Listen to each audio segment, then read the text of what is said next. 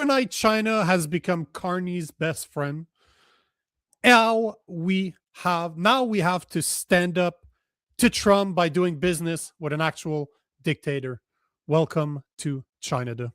My name is Nico Lagan, and I'm too conservative for the conservatives. My co-host Rob Ambrose, not woke enough for the liberals. We are the political orphans. As you can see, my co-host Rob Ambrose is not here with us tonight, so it is just me, the host, keeping you company. Hopefully, you guys enjoyed the show I just recorded with David Creighton. If not, go check it out because we do record the Conservative Corner now every Thursday, 7 p.m. Eastern Time or 6 p.m. Wow, it's been a long day, guys. We record the Conservative Corner now Thursday, 6 p.m. There you go. I'm happy to hear it, Wilf. It was a good show. Yeah, I enjoy recording with David. And Woke Till You're Broke says, laughing out loud, Nico, you're hardcore like I am. I don't know if I'm hardcore. I think I'm a bit crazy. So, yeah, I'll take that as a compliment. I will take that as a compliment. So, as I was talking about, it seems that overnight, our biggest security threat, that is China, has now become our strategic partner.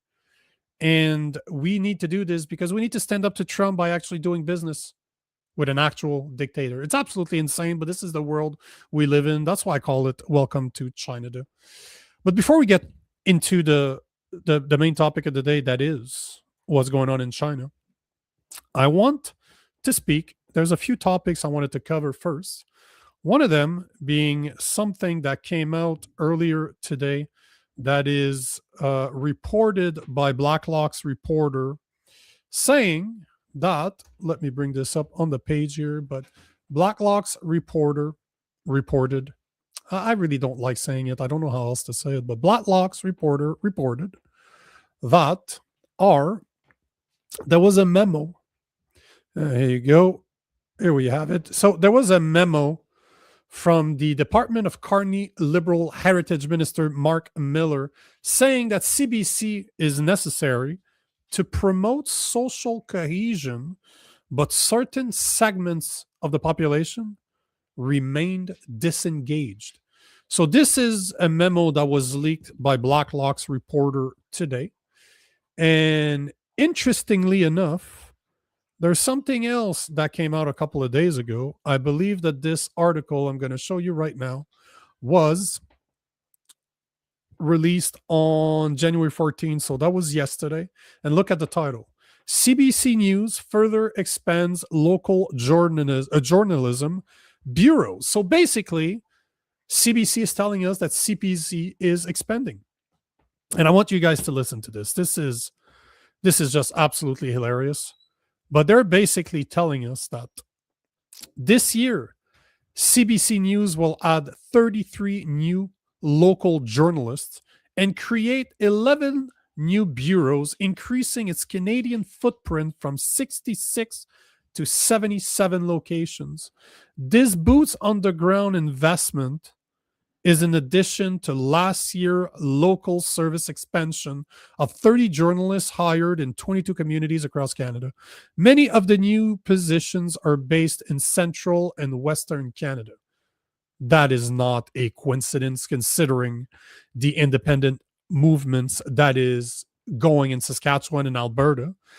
They also say, taken together, it's a historic investment in local journalism by the CBC, and it comes at a critical moment with local news in steep decline across Canada as traditional media business models falter and tech platform, including AI companies, dominate our information ecosystem. Basically, what they're saying is that they're using our tax money in order to implement more propagandist journalists throughout Canada in order, hopefully, to counter just media, like independent media like me, like the shows that I just recorded with David Creighton and the Jason Levine of this world and all the other people that do great work out there. But yes, my 2 cents exactly. The air quote journalism. Yes, that is the whole joke. That's why I'm bringing this up. I wanted to talk about this because how interesting that today Blacklock's reporter is telling us that there was a memo leaked from Marc Miller's office saying that CBC is needed to promote social cohesion, but certain segments of the population remains disengaged. And then it just so happened that yesterday there was an article published saying that CBC is expanding. This is not a coincidence. Obviously, it's not a coincidence. This is the plan. They are getting between 1.4 to 1.5 billion dollars every year. That's taxpayers' money right there spent on propaganda, the liberal arm, the government's arm of propaganda that is the CBC. I thought this was an interesting story. We needed to speak about it, but that's pretty insane. And when you consider that we're talking 33 new journalists this year are going to be added on top of the 30 that were added last year, and many of the new positions are in central and western Canada. So they are really, really trying to go after the Alberta independence, the Saskatchewan independence that is starting. You know that mainstream media is not talking about this, at least not talking about it the way it should be spoken about, like we just spoke about on the Conservative Corner, and Jeff Roth joined us to speak about it. And this is why Rob and I decided to make sure that we spoke about it every time it comes up. Every time there's something that should be mentioned about Alberta's independence, we will mention it. And that's the reason why, because we fully knew that our mainstream media, our propaganda machine, that is the CBC, the CTVs, and the other propaganda media source out there, would not do a proper job. And now it seems that they're doing everything they can to counter those movements. So, first story of the day, what do you guys think? Are you guys surprised? I'm not. Obviously, I'm not. It makes a whole lot of sense that they need to do this in order to try to fight independent media. That being said, let's see the comments here. Rocksteady 8313. This guy is a two-faced liar, sends our money to Ukraine, and CCP are supporting Russia on war with the UK, with the Ukraine. I'm not sure we were talking about. Are you talking about Marc Miller? Are you talking about Mark Carney? Who are you talking about? Because I was talking about Marc Miller, the heritage minister. That's where the note came from, or the memo came from. Let's see what the comments are saying here. Rusty Wiener is saying, why is this surprising? The CBC is emotional abuse, social engineering. Everybody knows this. As much as I would love to agree with you, Rusty Wiener, I have to disagree. I agree that the CBC is emotional abuse, social engineering. It is the propaganda arm of the Liberal Party, at least the government of Canada. But to say that everyone knows this, unfortunately, is inaccurate, because a lot of people in Canada still listen to the CBC, and we know the group age that does. It is the boomers, it is not the youth, but there's still a massive, massive part of Canada that listens to the CBC.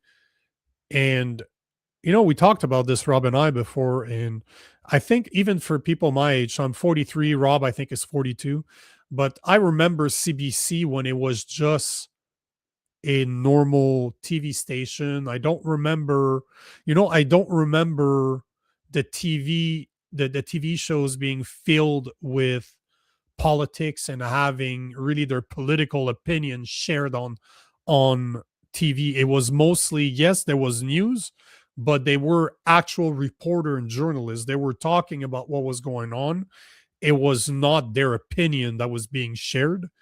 I listened to a lot of cartoons on that station when I was young. I remember when, I'm sure you guys remember that too, but when channels closed at the end of the day. Like at the beginning, you had, if you woke up early enough, you had to look at the TV for the channel to come on. it wasn't always on. So this is what I remember of CBC back in the days, and I think that a lot of Canadians my age and older have that old emotion attachment to CBC. I don't anymore, obviously, but I still remember watching shows on there as a kid when it actually was about entertainment and not political propaganda. So, unfortunately, I agree with you, half of your comment, but to say that everyone knows this, everyone with common sense, let's add that to your comment. Anybody with some type of common sense will know that it is social engineering. On that part, we do agree. Let me see if there are other good comments to take before I move to the next topic. Um, Oliver Ruff is saying that provinces are becoming nations. That's good. Canada looks split, but the new nations are possible. Yeah, that's what we were just talking about on the Conservative Corner with David Craig and myself and Jeff Roth. Is exactly that. So funny enough, how Jeff Roth admitted that he was in close, he was in close conversation with the leader of the Quebec party that will probably win the new election in 2026, which he is a very, very open separatist. His goal is to have a referendum in order to seek independence from Canada.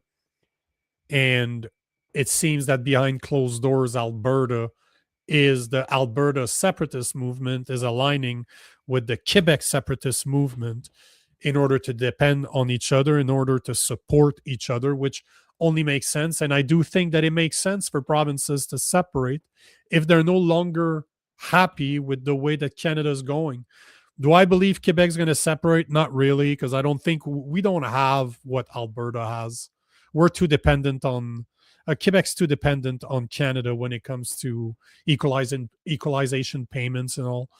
But Alberta really has what it takes to separate, and I really hope they do. I'm a big, big believer that Alberta should separate, and Canada will pay the price for the mistakes that they've been making for over 11 years now, treating them like crap all the time. So yeah, I think it will happen, but I'm happy to see that the separatist movements are talking to each other, trying to make it happen. Alba Witch Wiggler, well, that's quite the name. Alba Witch Wiggler. Only the elderly watch CBC now, from my experience. I agree, it's the boomers.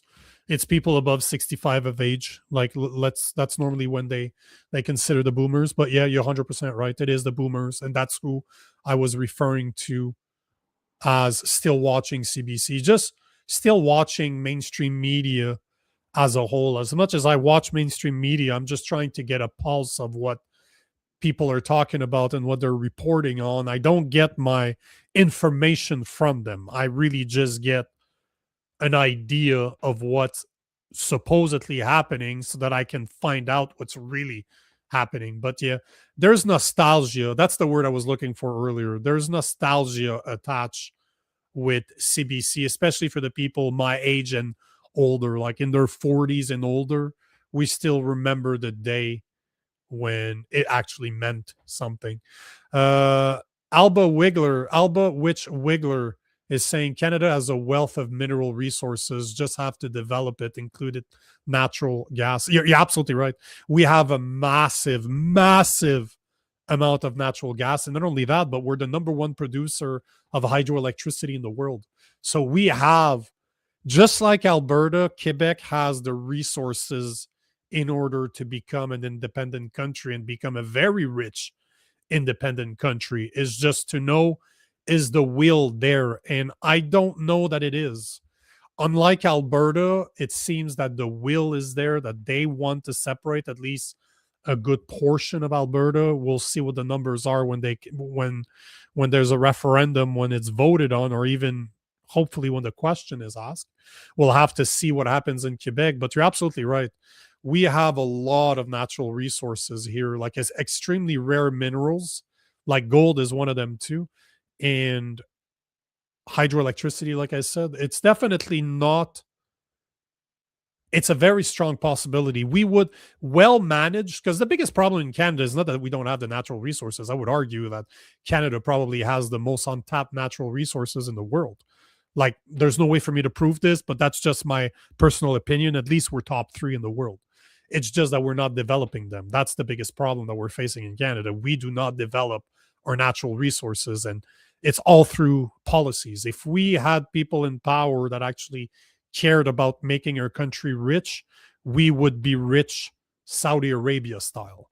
That's how rich we could become, considering the natural resources that we have. So, um, let's see. Oh, I like this. So, Sleeping Giant is saying it's not a choice between China and America, folks. We are indeed a sovereign nation and we will not submit to anyone. Well, there you have it. I guess that you're from Alberta.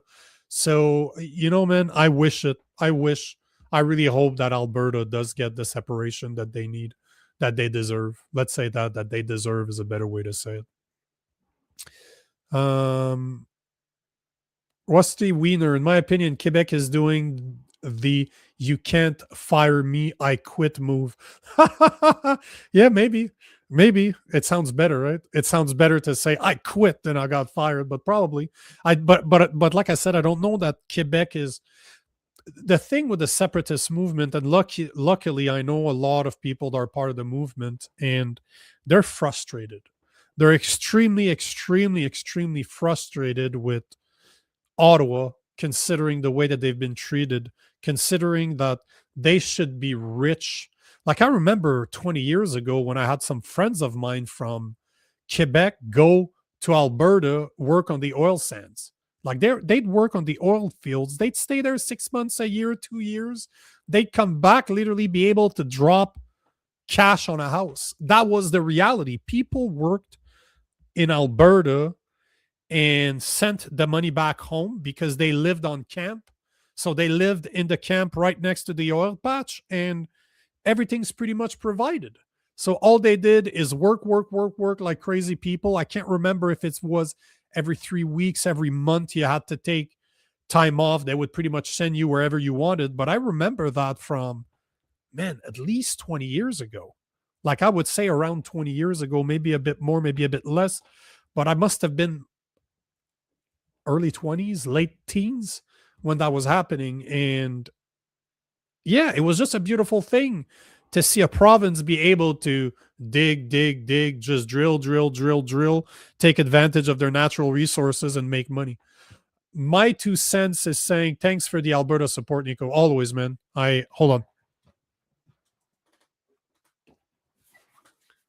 I got a new hat last week. It's the Oilers, and that's why I bought it, to show support for Alberta. So there you go. Just for you guys. I'm gonna wear it all the time now. But yeah, that's how much I support you guys.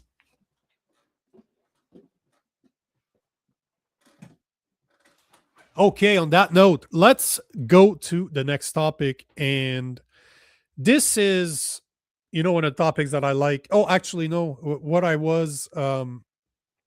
wanted to address is something, yesterday, if you were part of the show, if you listened to the show, I covered something that I've never heard anybody else talk about on social media, and I haven't heard anybody else talk about it to the extent that to the extent that I did yesterday. But yesterday I was highlighting how Marc Carney pretty much built his career on green energy. I was also touching that just earlier on the conservative corner. But yesterday I was talking about how the energy transition investment that's going to be needed in order to make the WEF 2050 net zero agenda happen just in Canada was something around $2 trillion plus were the estimates. And yesterday, yeah, I did mention that yesterday, that not only was it 2 trillion on the Canada side, but worldwide estimates were going from $100+ trillion to Bloomberg. Yesterday, I think I said 300. That was a mistake. It wasn't 300 trillion that Bloomberg was estimating. It was 199 trillion dollars. But I just wanted to add a little nugget of information that I found to add to what I was talking about yesterday.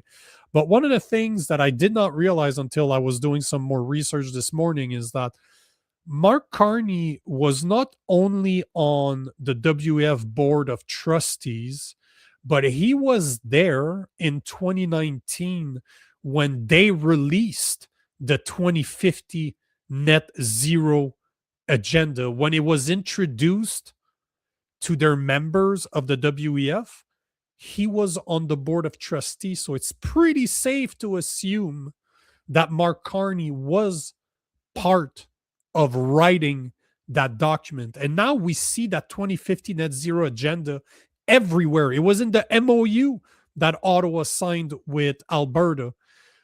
So I did not realize that. I knew that Mark Carney was part of the board of trustee of the WAF. I didn't realize that he was there in 2019 when that agenda was actually introduced to their members. But another thing that I found today, which connects to what I was talking about yesterday and what I just mentioned, the $100 trillion investment worldwide that would be needed for the energy transition movement that he's been pushing through the WF 2050 net zero agenda. But in 2021, Mark Carney launched an organization called the Glasgow Financial Alliance for Net Zero. That was in April 2021. In collaboration with the COP26 presidency, as the UN Special Envoy on Climate Action and Finance, he brought together major financial institutions to accelerate the shift to a net zero economy. His goal, or the goal of the organization, the goal of the Glasgow Financial Alliance for Net Zero, is to mobilize capital and align the financial sector with the Paris Accord.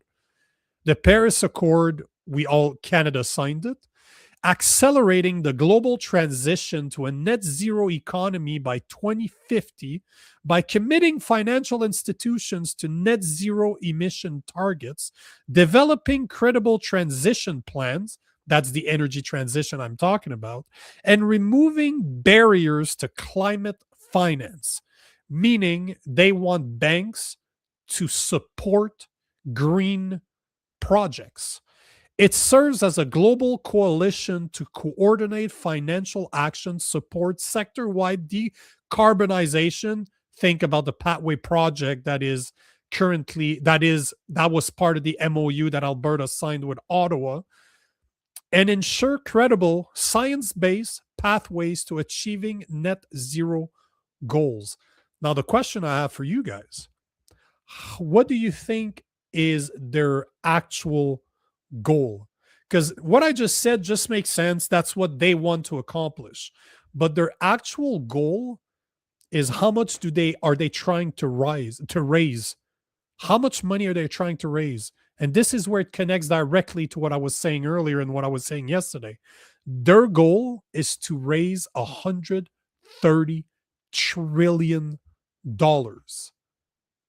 So the estimates out there are saying that we're going to need 100 to, let's say, $200 trillion in investment in order to make the 2050 agenda, the net zero agenda, possible over the next 25 years. And the goal of the organization that Mark Carney started as the UN Special Envoy on Climate Change, Action, and Finance, after being on the board of trustee of the WEF and writing, I assume, because he was there, I know he had a role to play in it, for writing the 2050 net zero agenda. He went and he started the Glasgow Financial Alliance for Net Zero with a goal of raising $130 trillion in private investments. Connecting the dots. This is just, again, I was doing some research earlier today. I just found that it blew my mind because it seems the more you dig, you know what they say, right? Follow the money, follow the money, follow the money. You just follow the money. And as soon as you do that, you start connecting the dots because money don't lie. Money do not lie. Now, before we get to the next subject, I want to remind you guys to like, to share this stream, to comment. That's how you can help us grow the show. But we take a lot of comments. I'm going to start taking some comments now before we go to the next topic. But this is how you can help independent media: by liking this stream, by commenting on this stream, by sharing this stream. You can support us. At the top corner of your screen, there is a QR code. You can buy us a coffee. You can become a member of our YouTube channel. It's $2.99 a month. It's peanuts. If not, it's all good. Just keep showing up because that is how you can really help us. But comment. We want to hear from you. I want to hear from you. I'm sorry. I'm saying we because normally I have a co-host for the people that have never been here before. So if it's your first time, welcome. I normally have a liberal co-host where we discuss the same topics we're talking about right now. It's just we get a perspective from somebody that's a lot more liberal than I am. But yeah, just keep showing up. Next, you know what? Let's take some comments. Let's look at what it. I can't say that you guys are. I know that you guys are not surprised by what I said. That Mark Carney established an alliance to raise $130 trillion for the energy transition agenda that's being pushed by the 2050 net zero agenda. But it's again, it just connects. All the dots connect. So let's take a comment here.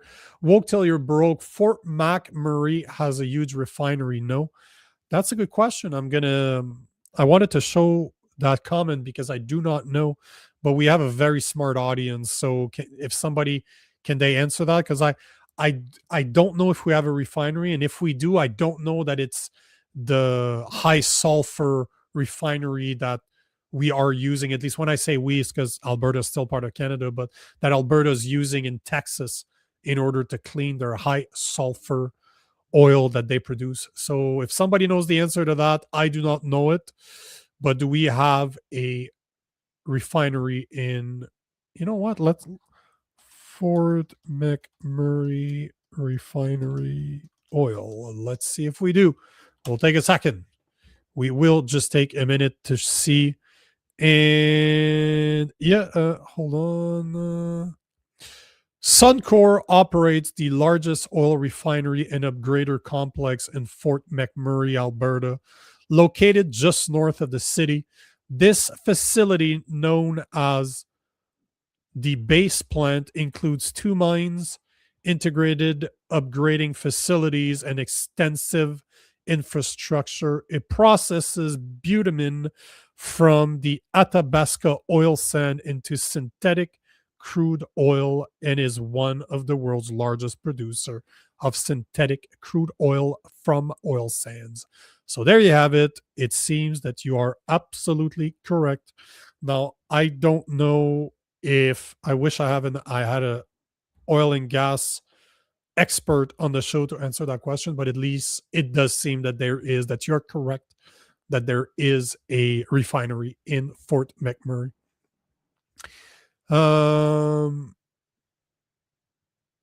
My 2 cents. Nico, have you seen the Moose on the Loose Moose chart? Yes, I have. I have seen his chart. It is absolutely extensive. As much as I don't like his politics, I don't like the politics of Moose on the Loose because he is a conservative shield, in my opinion. He never talks ill of the conservative. One thing that I will give him all the credit in the world is that he is a phenomenal researcher. His chart is off the chain, that he connects. Like, one of the things that he talks about all the time is the where Carney, Brookfield, are all their investments are. His chart is insane. So yes, I've seen it. I have seen it, and you have to give credit where credit is due. He's an amazing, amazing researcher. But again, I'm not a fan of his politics because he never calls out the conservative for all the mistakes that they make. And he still pushes the agenda that there is a left versus right problem in Canada when the problem is top versus bottom. That being said, I will give credit where the credit is due. 130,000. I'm not sure what you're referring to. I meant 130 trillion. Trillion as in a T trillion. What is a thousand times bigger than a billion, which is a number that I don't think any of us can actually comprehend what that actually means. Wilf, as always, brother, thank you for the tip. I don't understand why you always do 279. I don't get the joke. I don't get it. I don't know what it means. Is it a joke? I don't get it, but thank you.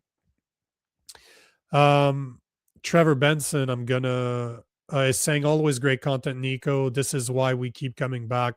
Well, I appreciate it. I do it for you guys, man. I do it for you guys, and God knows the algorithm on YouTube does not like us. So that's why I say if you like what we do, if you support what we do, make sure to like, make sure to comment, make sure to share. If you're not on YouTube right now, if you're on X, I understand that you might like to watch from X more, but I highly encourage you to come follow on our two YouTube channels. There's at Real Nico Lagan, which is my YouTube channel, and there's also the YouTube channel of the show, although it's broadcasted on both at the Political Orphans. But yes, I put a lot of work into preparing for these shows. I do a lot of research. So I appreciate the kind words. I appreciate the kind words, Trevor. Now, let's go to the next topic. Actually, before we get to the next topic, let me speak about our sponsor of the day. The sponsor of the day is Gabble, the world's first video debate app on the market. You can choose to sit back and watch others debate, or if you have the balls like me, you can debate others. They give you 10 new subjects every day, 10 trending topics. You pick the topic you want to debate on, you wait for somebody to debate you, and you debate them. And everything, it's surprising because I've been on there so many times, never had a disrespectful conversation. So it's the people that are on there are super polite. They have their opinions. They're there to debate. The rounds are 3 minutes long. It's not a lot of time, but it's a great skill to possess in order to debate. So if you're interested in joining Gabble, look in the description below. You're going to be able to find our affiliate link. Next topic, or do I take a couple more comments? Or next topic, do I take more comments? Hold on. Let me see here. Yeah, let's move on to the next topic because we're already halfway through, and I definitely have some cool stuff to show you guys about what's going on in China right now. Have you guys ever heard of a woman? And I'm gonna bastardize her name. You know what? Before I do, I'm gonna bring up a picture of her because this should help. I'm not the best with names, but I'm definitely good at remembering people's faces, and she's a good looking girl, so it's easier to remember. But have you ever seen this girl? She is Dutch. She is somebody that is extremely outspoken about what's going on in the UK, what's going on all over Europe. And Keir Starmer, banned the Dutch commentator by the name of Eva Vlaardingerbroek. Hey, her name is really Dutch. So Eva, she banned a very well-known Dutch commentator by the name of Eva because of her immigration views. So this is what happens. She got an authorization, an electronic travel authorization on January 13th, but it got canceled 3 days after her accusing Prime Minister Keir Starmer of allowing migrant rape gangs. They canceled her travel authorization that she had to go to the UK. You might have seen her on stage with Tommy Robinson in some of the rallies that he organizes in the UK. But she's a big voice, she's a big deal, and they banned her. And the reason I wanted to bring that up is because of free speech, right? We're seeing Starmer literally doing everything that he can to quiet free speech, to literally censor free speech. They're arresting 13,000 people a year for social media posts. Now they're going after X, saying that if they don't remove the capability of X producing naked pictures, that they will ban them. They will ban X. They will charge them something like 18 million pounds a day or whatever is higher, between 18 million and 10% of their global revenue. If they don't respect that, they will ban X in the UK. So you see how this connects to the next story. It's reported. Here's a nice article that appeared in the CBC today that, guys, I reported on this a few days ago where I was saying that the UK is going after X. They're going to try to ban it, and that behind closed doors, there has been conversations between our AI and innovation minister, Ivan Solomon, where he denies that he's going to ban X, but he did admit that he was in conversations with Keir Starmer, with the UK, in order to look into what is going on with those deep fakes. And CBC reports today that the Canadian Privacy Commissioner is expanding probe into X after backlash over Grok's sexual deepfakes. So it seems that as much as our government is trying to make us believe that they're not going to ban X, they're definitely looking into it. Not only are they looking into it, but now our Canadian Privacy Commissioner is expanding his investigation into Elon Musk's X Corporation, following multiple reports that its artificial intelligence chatbot Grok is being used to create and share explicit images of people without their consent. The use of personal information without consent to create deep fakes, including intimate images, is a growing phenomenon that poses serious risks to individuals' fundamental right to privacy, Commissioner Philippe Dufresne said in a statement. I have decided to expand my investigation to address this issue, given its importance and the potential serious harm that this may cause to Canadians. So basically, we get more confirmation that Canada is aligning with the UK and is potentially looking at banning X in Canada, using the pretext that X, Grok, is producing sexual pictures. Now, here's what I found today, because I went on the three main AI platforms out there: Grok, Gemini from Google, and ChatGPT. And here's what I found. So I asked, this is the one with, let me see here. I just want to confirm before I show. So I asked ChatGPT today, and here's the proof. I asked ChatGPT, I gave a picture of this actress that supposedly she just got, I can't remember what her name is, but she was ranked as the number one, the most beautiful woman on the planet, supposedly. So I asked ChatGPT, as you can see, can you remove her clothes? Sorry, I can't help with removing someone's clothes or creating nudity from a real person's image.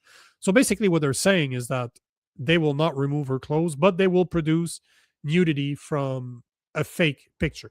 So you can just ask for one. So that's ChatGPT. Then I asked Gemini, Google's AI, similar picture, same person. Can you remove her clothes? I'm here to bring your ideas to life. but that one may go against my guideline. Is there another idea I can help you with instead?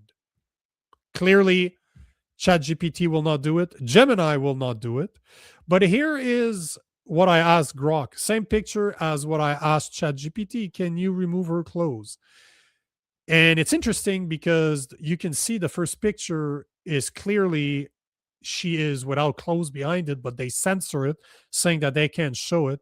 Then they created another picture where she kind of has her dress removed, but you're not seeing anything. And then I asked again with a different picture and they censor it.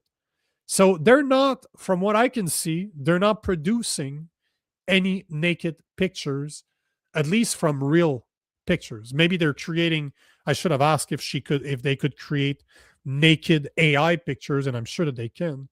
But that just proves the hypocrisy that not only is the UK blocking commenters, social media influencers, however you want to call Eva, the Dutch commenter, from coming to their country now, but they're also going after X, probably to ban them because they just cannot control Elon Musk. And if you want to know more, we recorded a full episode on this a few days ago. But it seems that, as I said, that our AI and Innovation Minister Ivan Solomon is looking into what he can do with the UK. He's in conversations with the UK, and our Canadian Privacy Commissioner is saying that he's probing, expanding his probe into the X after backlash over Grok's sexual deep fakes. Yeah, I agree. Wilf, I totally agree. It's Eva Alphabets. Yes, her name is absolutely crazy to pronounce. But yeah, Grok will remove their clothing. Yeah, exactly. That's exactly what I was seeing. Fitness Fab is saying exactly what I was seeing. What I just showed on screen, actually. It removes their clothes, but then censors it. Like, you can tell that the original picture and the picture that Grok produces is different. But, this is an easy problem to fix, in my opinion. Just do what ChatGPT did. It was pretty clear. They're simply saying ChatGPT was really outright.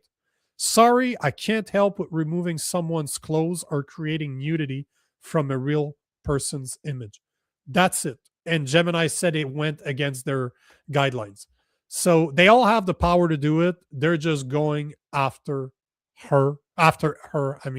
X, because they cannot control Elon Musk. Love or hate the guy, he does not care about the governments out there. On that note, one thing, we need to get to our main subject of the day. We got 15 minutes left. Wow, it's interesting when the show starts on time. Huh? It's very different than when Rob is around. We start on time, even though I was recording until 7.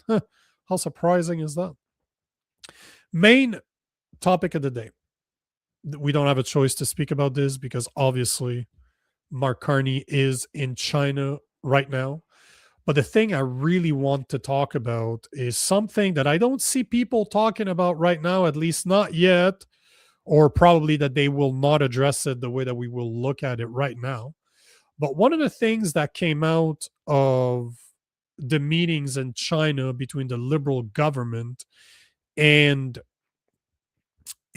our Chinese is MOUs. It is reported.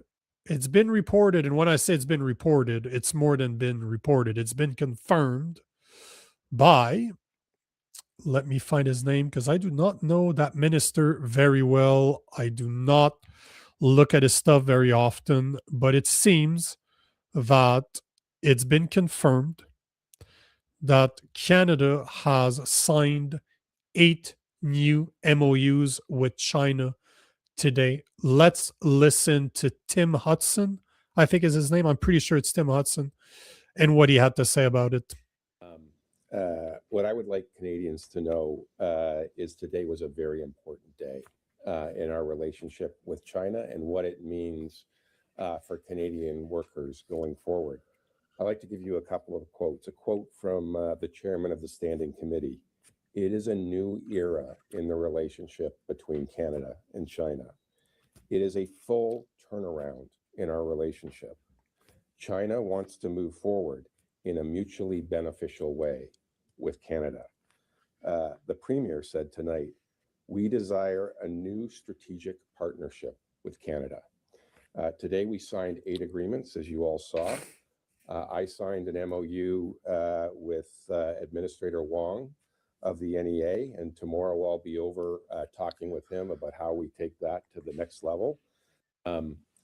So, as I believe it's Wilf. Oh no, it is Wild 1957 Flower that confirmed that it was Tim Hudson that was speaking right now. The reason I wanted to bring that up, and before I do, I'm just going to take this comment from Fitness Fab. MOUs are bullshit on a stick, 100%. They're not legally binding. So they're literally, you could use them to wipe your ass if you want. I totally agree. Although, just like the MOU Daniel Smith signed with Ottawa, it shows intent. As much as they are not legally binding, they still show intent. And there's 8 MOUs that were signed today. I got 8 of them right in front of me. There's a few of them that are completely irrelevant, but I'm gonna run through them. One of them is energy cooperation. They call it the LEAD Pact. It's a renewed pact for cooperation on both clean energy, offshore wind, solar, and emission reduction in conventional energy, oil, LNG, and LPG. Crucially, this agreement recognizes that fossil fuels play an important role in the short-term energy transition. Again, with that energy transition mention, but it makes it very clear that they are okay with China using oil, and China is the biggest polluter on the world. In the world, it's like 30% of emissions come from China, which is more than the US and Canada combined. We could, well, not that it means much because we're literally 1%. But all to say that, yes, those MOUs are not legally binding, but they show intent. So they're thinking that China is going to somehow work on a clean energy agenda, but they will also get oil. So that's number one. Number two, modern wood construction forestry. So it's just saying that China is going to buy more of our timber. Sanitary oversight of pet food, pretty relevant to what the conversation. Animal health and food safety, another one that's irrelevant. The fifth one is combating transnational crime, an agreement to share information and cooperate on issues related to international security and organized crime. That is an MOU that Canada signed with China to share international security and organized crime information with China. Really. Number 6, cultural exchanges, a commitment to increase funding and support for art, media, and cultural collaboration between the two nations. Art, media, and cultural collaboration. Whatever the fuck that means, I don't know. 7, tourism and people to know ties. Effort to restore tourism level and simplify visa processes to encourage travel and educational exchanges. Sure, because what we need is more people in Canada. Sure, that's exactly what we need. No, thank you. Number 8, multilateralism and global governance, a diplomatic agreement to cooperate on global issues like climate change and international stability, which Carney referred to as necessary for the new world order. Have you guys heard that? Mark Carney using the new world order again. He did it while in China, which is why I was bringing that MOU up, because as much as, again, I agree that it does not mean anything legally. to have a multilateralism, man, that is a hard word for me to say, and global governance, a diplomatic agreement to cooperate on global issues like climate change and international stability, which Carney refers to as necessary for the new world order. Can you not find anything more dystopian sounding than this? This is absolutely insane. And here's a super short video of Mark Carney actually mentioning the New World Order. That was 2 days ago in China. So here's what Mark Carney said. Come on, video. Here we go. Mine is the first visit of a Canadian Prime Minister to China in nearly a decade. The world has changed much since that last visit. I believe the progress that we have made in partnership sets us up well for the new world order. So you heard that right. And I quote here, the progress we've made in partnership sets us up well for the new world order. That's what Marc Carney said in China 2 days ago. And this comes from a man that said this about China during the election debates. I don't know if you remember this, but this were his words. His words at the debate. He referred to China as our biggest security threat. And here's the proof. I will show you this right now. Bing, bang. Oopsie. Come on, video. There we go. I think the biggest security threat to Canada is China. I think the biggest security threat to Canada is China. So overnight, we went from China being our biggest security threat to becoming an ally that we will share information, we will collaborate, we will share information and cooperate on issues related to international security and organized crime. It's hard for me to believe that we are spitting in the face of the US. 76% of our exports, our biggest military ally, the biggest, there's no two, Canada and the US share the biggest land crossing in the world. We have the biggest land crossing between two countries in the world. We're spitting in their face, and it just turns out that they have the number one economy in the world. Although Mark Carney is saying, oh yeah, but China is our second largest customer and the second largest economy in the world. The US buys 76% of our exports. The USMCA, CUSMA, as we like to call it, is worth somewhere between $950 billion to $1 trillion a year in trade between the US and Canada. China buys 4% of our exports, something like $30 billion. And that is who we choose to align with. This is all about the green agenda. This is all about, because I don't know if you guys know this, but Marc Carney has signed deals for Brookfield with China to borrow money from China for Brookfield. That was in 2024 or 2021. I can't remember the date exactly. But this has happened. And that's when he was the main collaborator on economy for Trudeau. So we are just seeing Carney completely destroying our relationship with the US in order to favor China, while Trump seems to be doing everything possible to cut ties, or as much as possible, with China and bring all that manufacturing back to the US.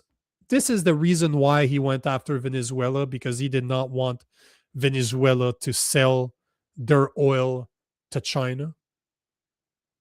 So he used the Monroe Doctrine through the Roosevelt corollaries or the Trump corollaries in order to do that, because the US believes that they are the defender of the Western Hemisphere. But we are really at a point where Canada is ceasing to collaborate with our biggest ally, our biggest customer, to a point where Trump is telling us that he doesn't need what Canada produces anymore. And we want to align with China. I posted about this earlier. The irony is astounding here. We got liberals in Canada, and I'm not trying to make this between liberals and conservative, but it's the liberals that voted for this. They're still encouraging it. But they're mad. They are happy that Carney is standing up to Trump because he's a fascist. Trump is a fascist. He's becoming a dictator. But they're celebrating the fact that Carney is in China right now trying to do deals with an actual communist dictator.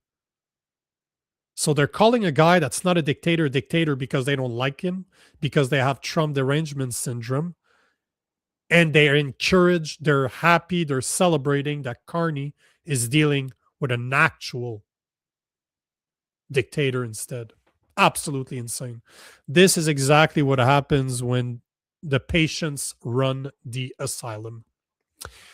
We're almost done. 3 minutes to go. And yeah, it was a great show. But let's take some comments. I want to hear from you guys because this is our last show. Oh, by the way, we do have a mashup over the weekend. So on Saturday, 9 p.m. Eastern time, Jason Levine and I are hosting a mashup. We have a bunch of people showing up. We're going to be 5 or 6. I'd like to find a 6th person. But the topic is globalism. We are talking about what's happening behind closed doors. It's going to be a very interesting conversation. So if you guys are interested in joining the mashup, I will be broadcasting it live from here, 9 p.m. Eastern time on Saturday, 2 days from now. We are off tomorrow, but we will be back on Sunday. So I have a few minutes. Let's take some comment. Oh, Jesus. That's probably about the censorship earlier. And unfortunately, you're probably absolutely correct. Trevor saying, don't worry, the education camps will fix us. And that's coming. If Bill C2, C8, C9, C12, C16, and the new C63 are passed, this is exactly what's going to happen. People, just like Jordan Peterson was told by the Ontario Psychology Department, whatever the entity that runs that gives not recognition, but that approves your right to be a psychologist in Ontario.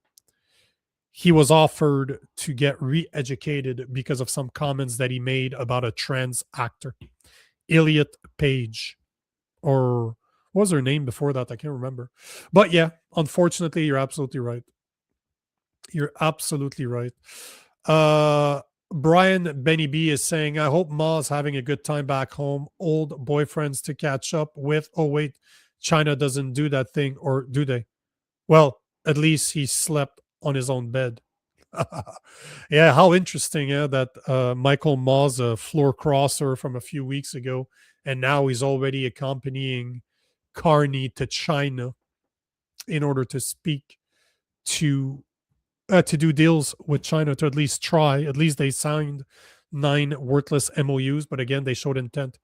It's and it blows my mind that people are looking at this and it's like, this is normal, this is business as usual, nothing to see here, all conspiracy theories, my Nick.